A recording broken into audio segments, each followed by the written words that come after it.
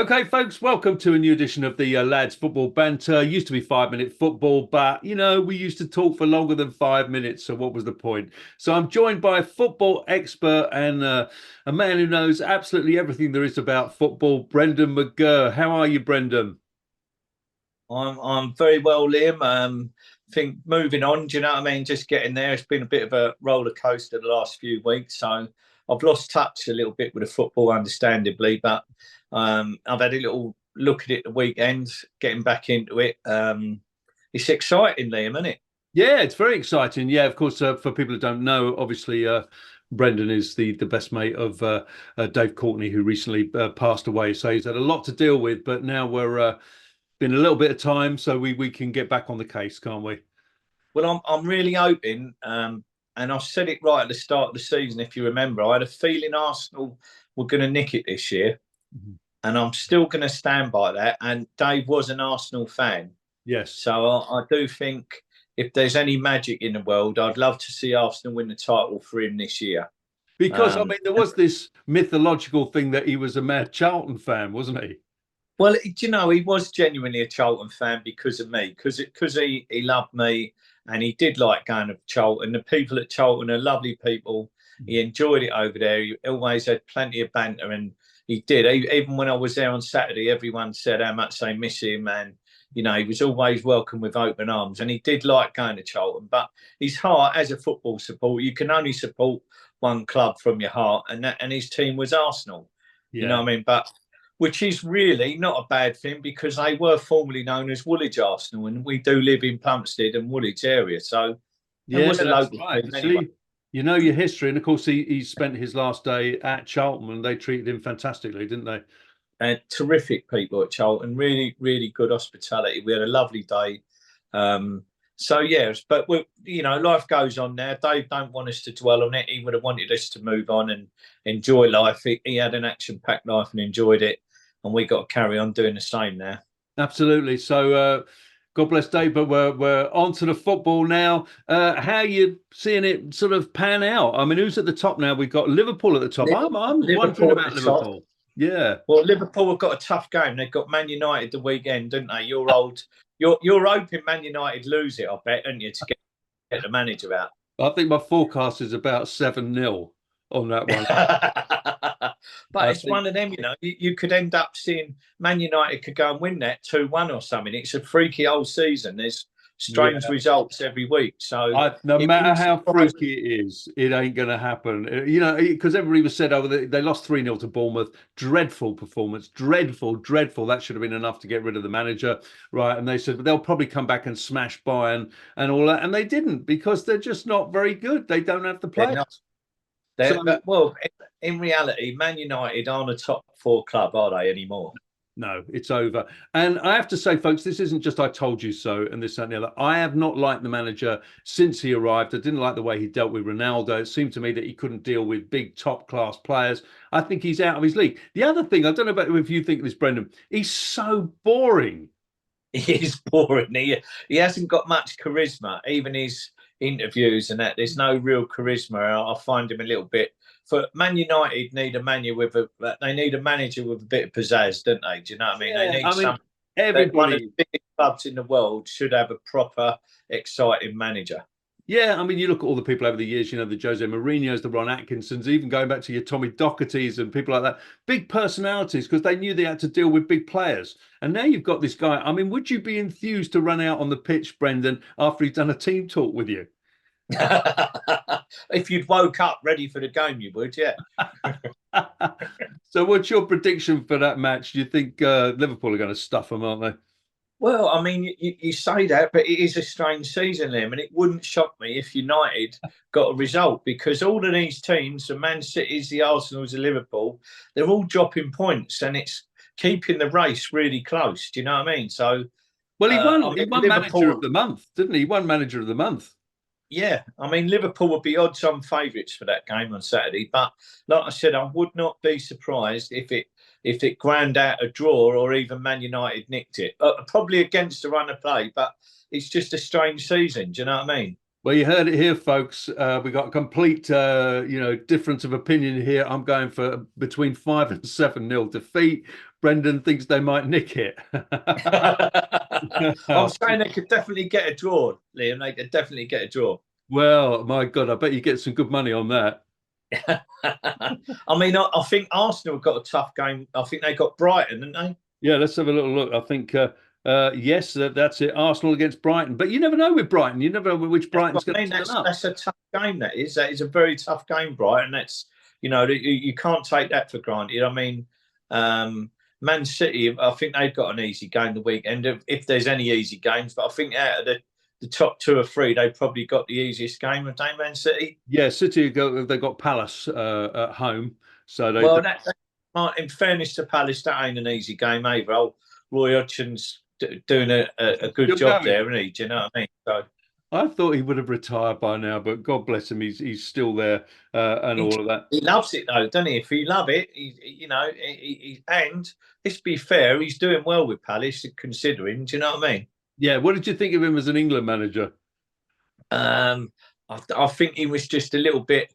I think had he been England manager maybe in his younger days, in that era, he might have been all right. But I think the trouble with managing international football like that, you need someone who's younger and someone who's aware of the modern game, because the game changes every 10 years with tactics and styles and bits and pieces. And I think, in fairness to Southgate, he's probably the best man for the job at the minute. Do you know what I mean? But we just got to remember that we ain't probably got the best players in the world. We have got some good players, but are we a world-beating team? Are we a France? Are we a Germany? You know what I mean? The history has proved that we ain't. Absolutely. So, and of course, the big news, of course, is Joey Barton is in trouble. We've talked about this before, about the women's commentators. Has he gone too far? He's been really giving them a lot of stick, hasn't he? Well, listen, he might have. I don't know what he said. I haven't really seen it. I know there's whispers about it, but my view on this with the football is this: look, if you want to bring these ladies into football and that's their career, I don't want to stop anyone earning a living. But I just think it's great if you want to put them on a channel and all the girls can watch that. That's great. But why don't you make a channel where it is all boys or it's all men, that people like myself and Joey Barton's of this world, we can relate to that style of presenting. Do you know what I mean? That's what we've grown up with. That's what we want to watch. So, it's really interesting this, because I was watching some highlights the other day, Liverpool against Fulham, and the female commentator came on, and I immediately thought, I don't want to. I'm not interested. I'm not watching it, and I switched channel immediately. I don't even know why. Do you know what I mean? Is it just the way we're brought up, or what's the matter with us? I think unfortunately we're embedded with that generation of the Brian Moores and the John Motsons and the Barry Davises. We just listen to men commentating. It's been like that since the day we were born, on the radio, on the telly, on any platform we've had to grow up with. It's always been men, and that's what we're comfortable with. Yeah, I mean, every program I'm watching now, the lead presenter is a woman, and it just doesn't sit right with me. It's not, I've got nothing against women. I love women commentating at, Wimbledon, or women's sports and tennis. All of this sort of stuff. But there's something about it. As soon as they start, I'm immediately turned off by the whole thing. Well, I don't know how the girls would feel if we just turned up on Loose Women and there was three of us on Loose Women with Ruth talking about their problems. Do you know what I mean? I don't know how over the moon they'd be with that. And if there was a women's netball team and it's just like four geezers who you've never seen talking about netball, how interested would you be in it? Do you know what I mean? So I know these ladies are football stars in their own right in the women's game, but if we've never watched them, yes, yeah, how are we going to relate to what they're saying? Yeah.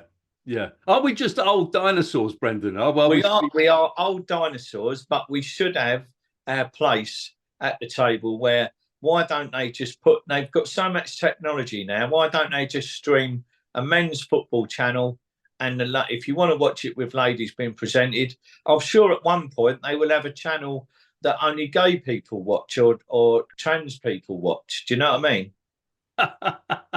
Then we can all watch that then, can't we? So there you go. Yeah, look, I like some of the ladies, but I have to say I prefer to see a guy that I've watched in the past on the pitch. I've got more respect for that. That's all it is. But You can relate to him. You've watched him play. You know what type of character he was. yeah, No respect to Jill Scott or Alex Scott. I've never seen them play football. I don't know. You know what I mean? Like they might have been grounds people for all I know. Do you know what I mean?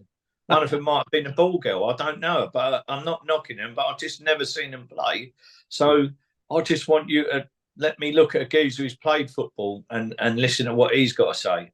If someone else wants to do, if the girls want to do different and other people want to do different, then put them on there with a specialised channel for it. Yeah, absolutely. Because the women should be commentating on the women's football. I'm not sure a bloke should be on there doing any of that. You know what I mean? It is what it is. It's woke, I'm afraid. So I think if they were to put women commentating on the women's football, it might boost their game a little bit because the young girls can relate to them ladies that they've watched playing football, or they've become their heroes in their own right. I think, and if you want to watch the girls talking about football, that's down to you. But they should have a channel where it's old fashioned, it's the old school, and like today's technology allows you to do both. So why don't we do that instead of having these issues where we're all moaning? Absolutely, yeah. Now, a Turkish referee was punched by the club president and then kicked in the head on the ground and was hospitalised at a match over there in Turkey recently. What do you think about sort of these attacks on referees and stuff? Because it's a tough job being a referee. Not that I'm a fan. But yes, and as much as we despise the referees, like the referee at Charlton gave a penalty last week, which was outside the box, and it cost us. We dropped 2 points because of it. Do you know what I mean? It's infuriating. We don't have VAR in League One, but listen, there's no need to go and punch the referee in the face, is it? That is, but I'm afraid that's the old Turkish Mediterranean passion, if you like. You could put it down to that. They can be a bit hot-headed. Yeah, mind you, in the lower leagues over here and stuff like that, and sort of the amateur levels, it's happening all the time where the refs getting so much stick, isn't it? Well, now remember, you're getting some of these people go and play football, like these Sunday league people, and get a few of the players there who've had a booze the night before and maybe a little bit of lively stuff. Do you know what I mean? And they can go a bit wonky on a Sunday morning if something goes against them. Do you know what I mean? So it is a bit of a challenging thing for the referees. I don't think half the parents should be allowed to watch their kids play football. Yeah, because they go mental, some of the parents, don't they? there's one that's the under 13s up in Norfolk somewhere where a man in the 30s was being arrested because he attacked the referee and stuff. So people are getting it's a bit of a tough job, isn't it? Have you ever attacked a referee? No, I couldn't be bothered, Liam. I'd actually rather go and have a drink in the bar rather than have a go at a referee. Now, you are a football expert, Brendan, but does that mean were you a great player in your day? No, listen, I played for the school. I played for the Kent Counties as a kid, but it was a different game now. I was never going to be a footballer. Of course, I had the dream like we all did, but in reality, my knee gave out. That was it. It was my left knee. If it hadn't been for that, I could have been another Kenny Sanson. No, there's no doubt. So were you a fullback? Was that where you were? I was a fullback. I played left back, left-footed, left back in the changing room half the time, to be honest. But yeah, poor Kenny Sampson, blimey. In fact, you mentioning him, is he still going? I mean, God. I think he's still about, Kenny. Do you know what I mean? Yeah, he was a great player, but what a sad sort of scenario. So back to the women's game. What about our great mate at Aston Villa, Alisha Lehmann, has been criticised for wearing too much makeup on the pitch. Do you think this is outrageous that she should be wearing makeup, or do you welcome it? No, I think. Listen, I like to see them looking their best at all times. Like I said, whatever a lady's doing, she should have a bit of slap on. Do you know what I mean? If that makes her feel better, what's wrong with that? Makes it better for us if we have to watch a women's game, to be honest. Yeah, well, absolutely. I mean, the sad news is they're getting rid of the Aston Villa had them shirts, which were tight shirts that gave the wet look. Apparently, they're having to get rid of them now. It's too many complaints, but there you go. What, for the women's team or the men's? I don't know. Did you watch the David Beckham thing on on Netflix and stuff? Did you watch any of that series? I haven't seen it. I haven't seen it. I want to get round to watching it, but I know there was some talk about the World Cup game where he kicked the Argentinian, wasn't it? Yeah. Did you forgive him for that at the time, or did you have your were you burning effigies outside your house? No, I think people forget. Like, although he made a mistake there, Beckham, and it was a bit petulant and childish, but that's part of youth. But Sol Campbell scored a terrific goal in that game. Yeah. That was disallowed for no. If you looked at it today, you'd have to go, what did he do wrong? Yeah. Do you know what I mean? So I think people forget that really England did win that game in extra time. If that goal would have been, we'd have forgot all about Beckham's England. Do you know what I mean? Now, so yeah, I mean, listen, Beckham got England through to other things, and he'd done his bit for England in more ways than one, didn't he? So.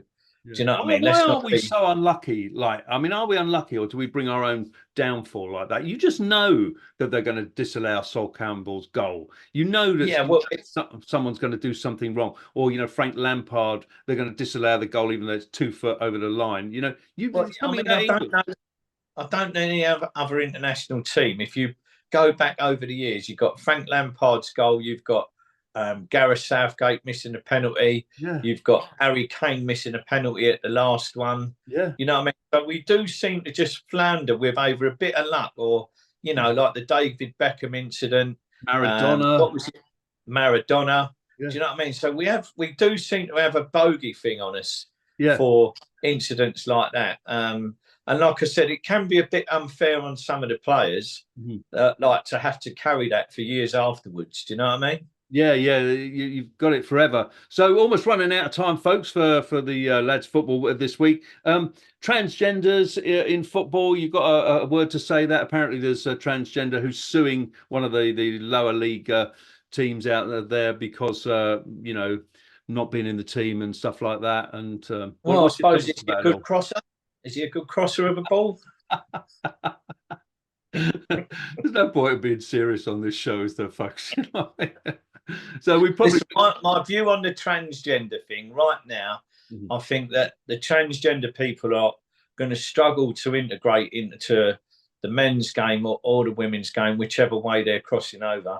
But I do think that there's enough today where they should be brought together to form their own team and maybe to start off in a small way with their couple of small, like they've got a community there. They could start forming a football community, and there's no reason for them to miss out on football. But I do think they should be realistic and accept that it's going to be very hard for men in a team to accept a transgender player on the other team or joining them. I just think we're not at that stage yet, whether we're ever going to get there or whatever. But I mean, we haven't actually even had any gay players come out really over here, apart from, was it Justin Fashanu? Justin Fashanu, wasn't it? And I mean, we all know there's got to be a lot of gay players in that league, and it's sad that they should be allowed to come out and they should be judged, not in today's world, in fairness. Do you know what I mean? So, but fans banter in a football stadium, you can't control what they sing.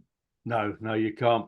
Well, I hope you enjoyed it, folks. This is our new edition. Brendan is back, and everybody wishes Brendan the very, very best after everything that you've been through. Brendan is a football expert, and this will be proved this weekend when Manchester United at least get a draw or maybe sneak a win. That will be amazing, Brendan. Yeah, if anyone bets on that, keep me in mind, yeah? Go for the 5-0 defeat, folks. All right, see you next week, and hope you enjoyed it, and look after yourselves.